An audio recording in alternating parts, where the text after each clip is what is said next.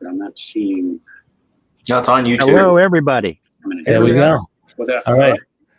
Hey guys, we are driving this ship without our captain, Mr. Jim Gass today. We're determined, and Jim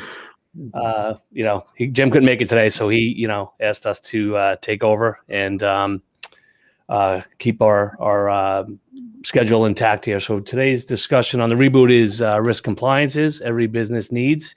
I'm Brian Bradshaw with BNLPC on Long Island in New York. And I'm Dave Groot with WinStar Technologies in Culpeper, Virginia. And I'm David Luft with LDD Consulting in Albuquerque, New Mexico.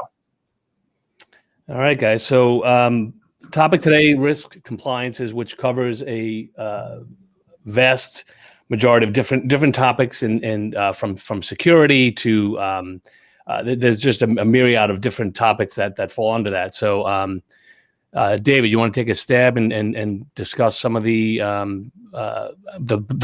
broader topics, and then we can kind of, without getting too granular here? Well, sure. I mean, there, as we have noticed, if you're in business, you're aware of a lot of different compliances over the last 15 years that have come to light, and they continue to evolve. Right? We're now seeing them. Like, for instance, you have CMMC for the DoD. We have compliance issues that are specific to foreign, Europe, GDPR, or PCI for credit cards. We have HIPAA for medical, and then like New York, they have their own compliance as well, right, Brian? I forget what the name of that one is, but every industry basically falls under one category or another of compliance. But the bottom line is they all derive or start from the NIST cybersecurity framework as their beginning point, and then they further evolve as to what the requirements are to make those compliances. Okay, and so regarding so if who monitors or keeps track of who's compliant and who isn't, and what are the risks if you're not? Well, so I mean that's actually depends on the compliance that we're talking about, but the more common ones, again, the PCI compliance, that's an industry regulation. It is not a done by the government or anything. The credit card industry itself came up with their own policing, their own compliance mechanisms, so that they didn't have to have that created by somebody who's not in their business. Right. Which was a good move. It was, they were able to get on top of it. So, obviously the repercussions of not being compliant, or who mandates if you are compliant. In that particular case, there's not a lot of active, hey, we're going to show up and see if you are, except for every year you're basically attesting to your compliance, right? So you're getting a standard questionnaire. You have to go through that based on the type of credit card transactions as you are doing as your business. Are you, over the phone? Are they internet based? Are they in person? There's different levels of questionnaires that come out, and you have to answer the questions on that, and basically you're attesting that you've met all the objectives or all the requirements for that particular compliance. Now, when it becomes a problem is if you have a breach, and at that point, I mean, they do the audit and you haven't been compliant, but yet you've been attesting that that's been the case. And quite frankly, that's a pretty common occurrence. A lot of businesses kind of get in the weeds on that, right? They start to go through that compliance, and they're like, they start all the things in there. Well, I think we have something like that, and I'm pretty sure. Yeah, well, we've got a password. So they just start saying yes across the board, and then there are risks with that. You're acknowledging something that you and again, ignorance isn't going to work here, right? So we have our own clients reach out to us, and they want us to go ahead and quote unquote make us compliant. And it's like, right. I can't make you compliant. I can tell you what you need to do in order to be compliant. And it's checking yes on all the answers to the questionnaire, which is the only way really to get around it is right. to say yes to everything, which seems like a simple thing to do, but like you're saying, David, I mean, it's if you're now vulnerable and accepting you're acknowledging that this is what your practice does or how you handle your credit card transactions, and it's not easy. I mean, it's not easy to be compliant, but it's when and if you are breached, that's when it's going to come back and bite you, because the cost of a breach are going to far exceed the cost of us implementing a solution to make you compliant. Well, And compliance really goes beyond just IT anyways. I would say there's three different areas: the policies and procedures, which you mentioned earlier, Brian, training for your employees so that they understand everything, and then also the assessments, which you mentioned, Dave. And those three things, we can only do so much. There's a lot that the customer has to do on their own to make sure that they are compliant. We can assist them with those things, but it's not just come in and drop a firewall and some antivirus on stuff and you're compliant. It's way more complex than that. It very much is more complex than that. And I can say, you're touching on the policies and procedures, and I don't care what compliance we're talking about. Any of them require policies and procedures. And what I see happening in more than ever, with all of our prospects and clients and the folks who we talk to about these compliance type issues, they all say, well, we have a policy on X, Y, or Z to match this need. And, the first question I'll say is, okay, well, is that in writing? Can you show me your policies? And sometimes they can, but most often, no, they can't. And then if you get breached, the auditor, they're not going to ask you, they're going to go ask your people. What's the policy for X, Y, or Z? And if they don't know what that policy is, you don't have a policy. It's just that simple. And that's why you have to have your employees sign those policies. Well, and yeah, they have to attest to reading them and understanding them. And there is no getting compliant, right? It's not like we flip a switch, we're compliant. Now we just move on. We're past that now. We've Check already got it off. Right. Right. Yeah. It's an ongoing culture of security and process and procedures and such in your business. And I can tell you that as we start to mature as a nation in these security compliance regulations, we're starting to see the signs of this, even like with CMMC. It's not good enough to make policies and procedures, put them in place, prove that you have all those check boxes there, but you have to prove that it's been ongoing. Like, you can't make a change today and have an assessment to get your CMMC compliance if they don't see a year's history on that or thereabouts. That's the guidelines, sort of. That's not enough. You're not mature enough in your compliance. You have to maintain that culture, and it has to start with the higher up. Like that's just where it goes.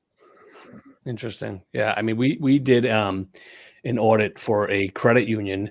It was a controls audit, and they had all their boxes checked, and fortunately it was, for their purposes, it was just an audit, and it was and we got granular down to the point where we were at the actual tellers stations. And they were like, well, we can't access XYZ data from the tellers, is what we were told. So we were filling out our questionnaire, and we said, okay.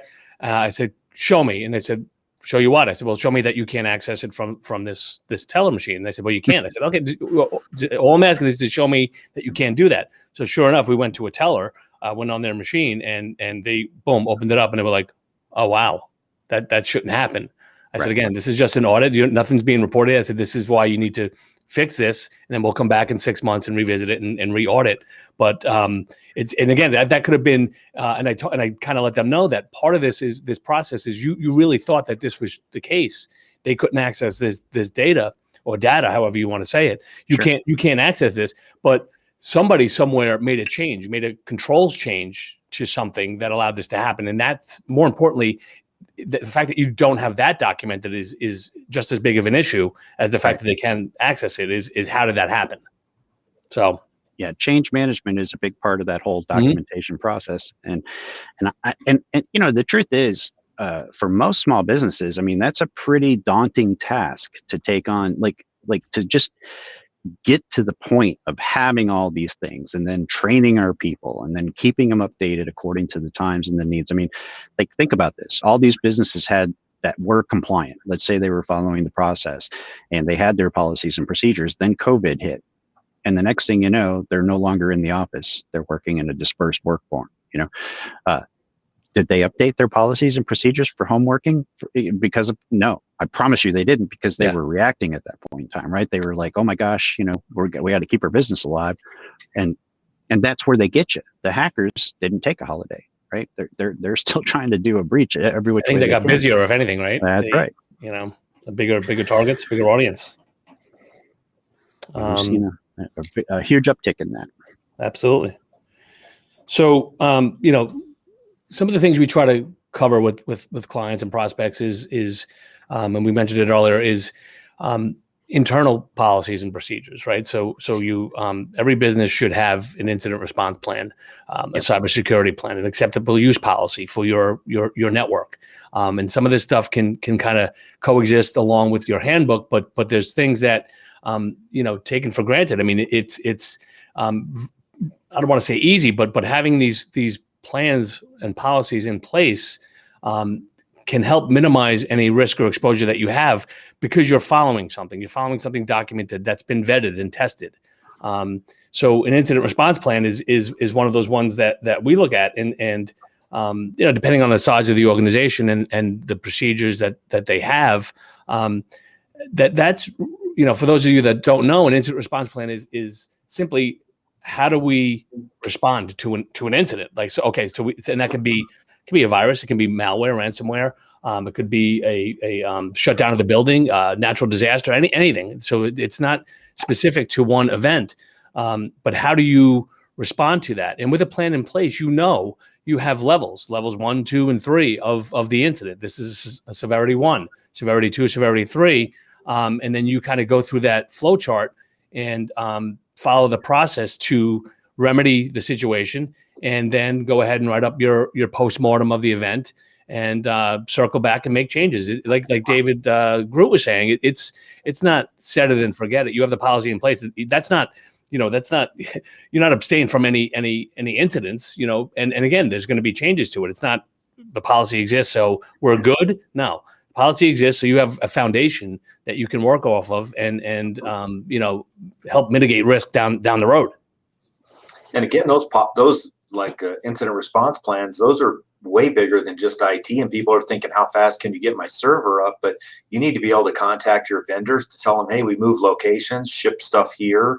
You need to have ways to contact your employees that aren't all electronic on your servers, so that when that's gone, I mean, it's way bigger than just IT.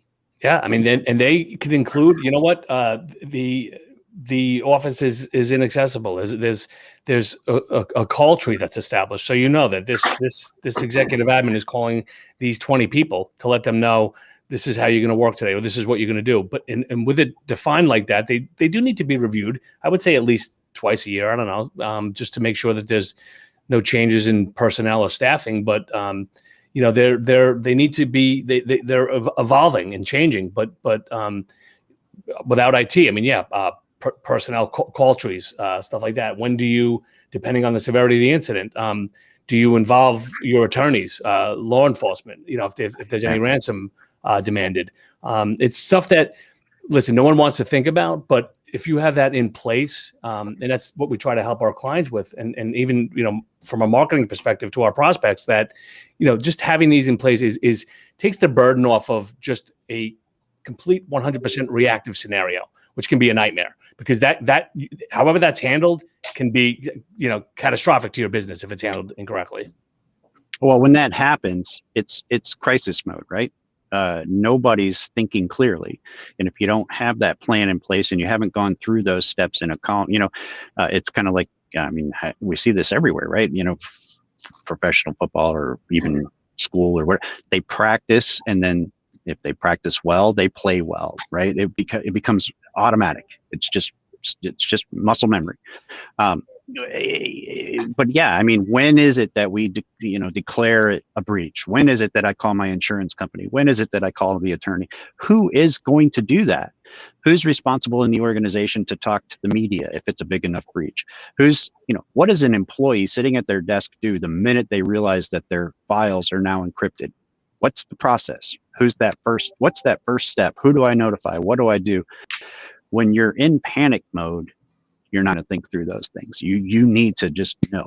I can remember as a young man growing up in the Midwest, we did tornado drills at school all the time, right? It was get up, go out in the hallway, bend down, cover your head, all those, and we were like, go outside, whatever the different drills were, and you just did them all the time. Every year we counted on it because it was a 20-minute break from class, right? So we were like all good about that. But that's why they had to do that, because when the time came, that wasn't the time to teach the kids how to get out of the school safely and orderly. It was, you do that when things are calm. That's usually when it happens, right? I mean, it's and think with a clear head, and when there's no one's proactively trying to, how do I become compliant? I mean, it just doesn't happen. It's not the nature of business owners but again, but naive and negligence just doesn't work. It's one of those, you're taking a huge risk, and it will come back as negligence, and you will be found guilty. Like, it can take your business away. I mean, it's not a joke. It really can. It's not. So, I don't know much about, because we don't have any clients that do any work, that don't do any work in Europe. So GDPR compliance. Can you explain what that is and how what the importance of that is? Do you know much about it? I mean, I don't know a whole lot about it because we don't have anybody who's using it either, but I can say it's basically, there's a couple of different layers to it, two different sides, whether you're the person whose data is being maintained or your business who's maintaining that data and sharing it. It really is very similar to our, personally identifiable information kind of concept, right? If your name, your address, anything that can be tied back to you that can be used to steal your identity is not maintained in a proper way, then you can be held, out of compliance. And where can someone go if they perhaps are doing, let's say they're doing something that should be, that they need to maintain this compliancy and they're not? Is there somewhere that they can go to kind of get information on whether or not they need to be compliant?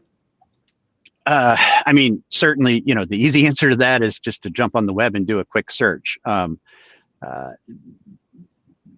If you're dealing with a business that is in the EU, then you are falling under GDPR compliance regulations. Right. That's the understanding I have. It doesn't matter where you're located. It matters where you're doing business. Right. And do your clients, I know ours do, we try to maintain cybersecurity policies for them. Does that fall under our risk compliance? Does what fall under the assessment? Cybersecurity? Yeah. Well, I mean, so right. I mean, that's something that can be overlooked, but that's 100%. Well, I mean, that's the core of that cybersecurity framework, right? Is the security aspect. Like, David, I know you mentioned that we can only do so much as an IT industry. And that's true, but that is where it begins, right? I mean, we're hardening the devices, the endpoints, the data access, the perimeter, all those different parts fall under IT, and then therefore cybersecurity. But my point is, you can't just pick one person and say, make me compliant. No, there is no easy button to any of this, and there is no quick fix. Oh my gosh, I got an audit coming. I need to be compliant by 2 weeks from now. Well, you're done. Anybody wants to take your money for that, run, because they're lying to you. They're not going to get you there. And the nice thing about these frameworks is that even if you're in and there are not very many of them, but say you're a landscaping business and everybody pays you by check, maybe you're not fall under any of these compliance, but this stuff is still important with all the cybersecurity and ransomware happening. And it's a good foundation for you to follow, that you can make sure that you're getting secure or have a pathway to be fully secure. I have conversations with people in business owners or management level or C-suite kind of folks, and they, I hear everything. Well, the cliche, we're too small, they're not going to want to hit us, like, we only use this computer to do one or two things. So it's okay that it doesn't have all the other security aspects as the rest of our network does. And I try to make them understand, but that's on the same network. It doesn't matter, and they don't get it. Like, they see it from a perspective of at their business, a person stands in front of that computer and therefore it's being used. They don't understand the concept of somebody under the hood running it from the network. And that's the part that I think makes it easy for people to kind of stick their head in the sand, right? And Yeah, one of the easy ways to test that is just to say, okay, so let's just take this computer away from you today, right, and see, can you still operate your business, or have you, is everything gone? Right. And we've actually had those tests with our clients where we just shut their server up and say, call me in an hour, tell me how it went. It's like they're going crazy. It's those clients that when you try to talk, whether it be backup or business continuity. Oh, no, I can. That's okay. We don't need that. We can go weeks without our server. And it's like the same day when their internet goes down for 10 minutes, they're calling up like, we can't work. It's like, right. Well, and again, if we're going to, on the topic of the compliance side of things, there are certain compliances that, part of their regulation is that you're able to get back in business within a certain amount of time after a devastation, right? Like after a server failure or a breach or whatever. And that's big in the medical community because your patient may be at another hospital and need access to those records right now because it's critical. So that's part of that compliance, and that's a good example of it. Right. That's and us as in the IT business, we are we try to pride ourselves on the service level that we provide to our clients, the SLAs on turnaround time. And if we say that regardless of what happens, whether it be to your server or to your building for that matter, we say we can have you up and running in this capacity, whatever the defined capacity is, in 4 hours. You better, it's our job to make sure that we not only do we have to do ongoing testing for that to make sure that not only is that the case, but what's changed. Maybe their environment's changed and or things have been added and we need to do things differently. So on our end, we have to keep up with all that and make sure that we're well documented, we're tested, and we can meet those expectations because you could be. I can guarantee you that if that one time that you need it and it doesn't work, that's not going to be a good day for you. Because you mean like when there's no internet, no cellular service, and exactly, you're looking for some exactly. piece of documentation that you can get your hands on. One of the other things I think is important, I think it kind of falls under here is the importance of a vendor management policy for your clients. Meaning that there's different tiers of vendors, and for us, we're a tier 1 vendor. We have access to our clients' networks, and we have access to their, the bread and butter of their business, right? So we're a risk to them, right? So do they vet us properly? And so we need to make sure that take that one step further, that the products and services that we sell and use and touch our clients with, are vetted, right? So make sure that and there's a tier 3 vendor may be somebody that is outside and has no access to anything. So, but they should still be identified. All vendors of businesses should be identified. They should be given a level, and then a risk assessment on them, and make sure that they're in compliance as well. It's not uncommon. I mean, you should be seeing what, like you say, what access they can have to different systems and data, but then how could that potentially impact you, or how could they, come about doing that in the process of engaging them, right? I think we all have kind of heard in the recent past, the supply chain, nobody's immune. I mean, in the last week or two, Microsoft had, huge vulnerability for Exchange email servers. I mean, that's a pretty standard email platform for business in the country. And, of course, you'd like to say, well, of course, Microsoft is a vetted company, and they are. They're very serious about security. They're doing all the right things, but that doesn't mean that it is a guarantee. And if you don't have systems in place to kind of be monitoring and looking at those things, then potentially you're exposing yourself even through those bigger vendors. Yeah, it's ongoing. There's not a, like we said earlier, when we started, there's not a check this box and you're good. You're compliant, and we'll see you in a year. Right. We get Right. scanned every month. Our network gets scanned every month for compliance, PCI compliance. They just check our, again, because there's vulnerabilities out there. We know firewalls need to be patched, servers need to be patched. So our vendor we use for PCI compliance, they do checks, and we get reports every month, and we need to be passing, right? We can't listen. There's months that go by, we get a yellow or a red tick on one of the, whether it be a port or something that's vulnerable.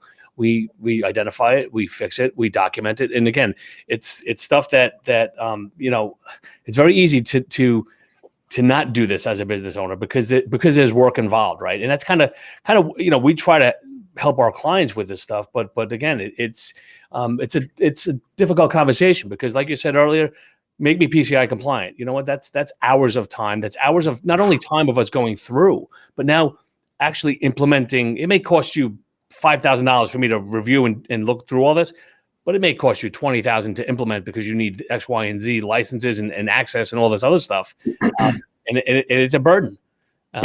It's just it's a tough, it's a very serious issue, but it should definitely not be overlooked. I think the important thing to take away, if you're watching this meeting today, is if you're a business owner and you're falling under one of these compliance regulations, realize that I hope that we have at least conveyed the point that there is no perfect answer. There's no guarantee. Compliance is a culture as much as it is anything else, right? So you're not necessarily going to knock it out of the park on your first attempt to get compliant, quote unquote, but you're going to get better and you're going to start improving. It's not a stop, shut down operations. Let's go, invest a half a year's revenue into getting ourselves compliant. No, it's a process, right? And so just have that culture and, start where you can and continue to improve upon that as often as possible. And even if you're not in a compliant industry, it's still a great framework to help you understand things that are important to have for security and to cover yourself if something does happen. Right. So you could still use these and just don't have to go all the way through them, but it wouldn't hurt. You can never have too much as far as security or regulation. Nope. And again, it's not, we can't go to our clients or prospects and say, you know what, you give us X amount of dollars and we'll fix this for you. There's not a dollar amount that can fix it. It's something it's not a product-based fix, right? I mean, there are certainly products that assist in providing insight to what it is that needs to be fixed. And then there's security products, software, firewalls, but it's a culture. It has to start with the business. The business has to want this to be where they're at before they're going to get the time investment to get where they need to be. Couldn't agree more with that. Mm-hmm. For sure. I think, guys, how do you think we did? Did we cover most of it? I think I mean, we without getting too deep into the weeds, I think we did pretty good. Yeah. Okay. Cool. I'm not sure. I don't have next week's schedule. Give me just a second. I can tell you. Business owner productivity hacks on April 7th. April 7th. All right. So it's about being more productive.